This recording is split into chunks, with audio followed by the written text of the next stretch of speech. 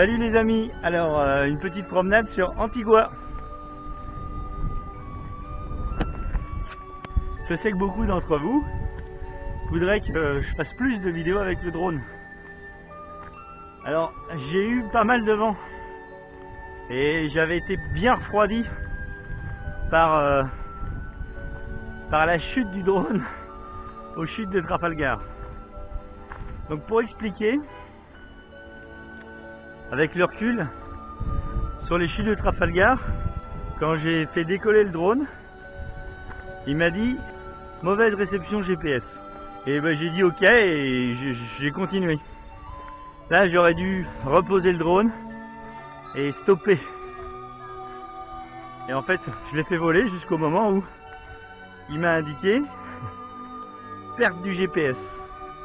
À partir du moment où il a perdu le GPS, en fait il n'arrivait plus à se stabiliser. Et quand le vent le poussait, il ne savait pas qu'il se déplaçait. Donc vous imaginez bien que c'est à partir de ce moment-là que c'est parti en cacahuète. Après cette chute, j'ai fait plusieurs vidéos. Donc comme je vous le redis, je fais plein de vidéos. Et après je fais le montage. Et donc je les regarde pas tout de suite. C'est pour ça que quand sur la caméra le son est désactivé, il me faut un certain temps pour m'en apercevoir.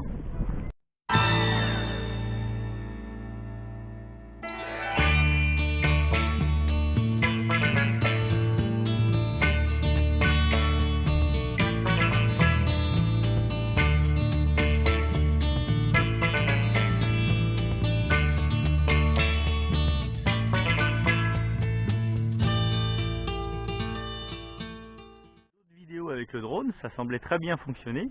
Et puis au moment du montage, je me suis rendu compte que toutes les vidéos après la chute étaient toutes striées. Tout était rayé. Je suis parti du principe que c'était la chute qui avait endommagé le capteur de la caméra. J'étais déjà en train de regarder combien ça coûtait de racheter l'optique du drone. Et puis j'ai fait un dernier essai. Le logiciel qui est sur le téléphone s'est mis à plus fonctionner. Donc j'ai essayé de le recharger et ça fonctionnait plus du tout avec ce téléphone. Donc je l'ai rechargé sur un autre téléphone. Et quand j'ai fait les essais, l'image était revenue impeccable.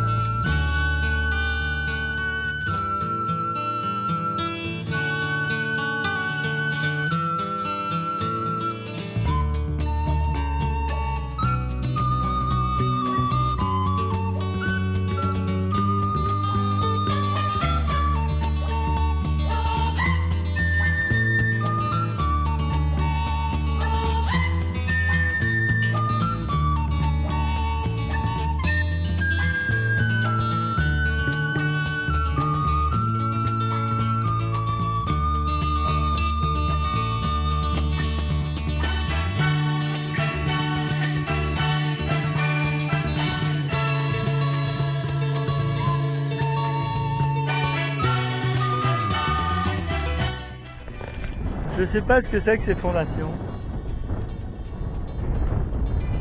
C'est ferraillé de partout. C'est la première fois que je vois les fondations des baraques qui sont là, mais là ils ont fait des... Je sais pas, hein. Je me demande si c'est pas un abri. Je sais pas, mais ferraillé comme ça, je me demande si c'est pas des abris pour quand il y a un cyclone. Pour descendre sous la maison.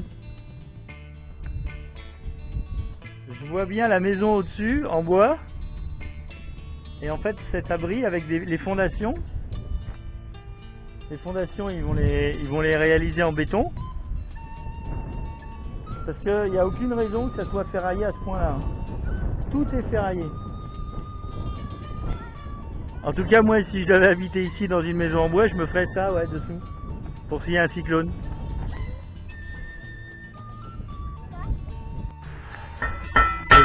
Le fantôme, le Spark.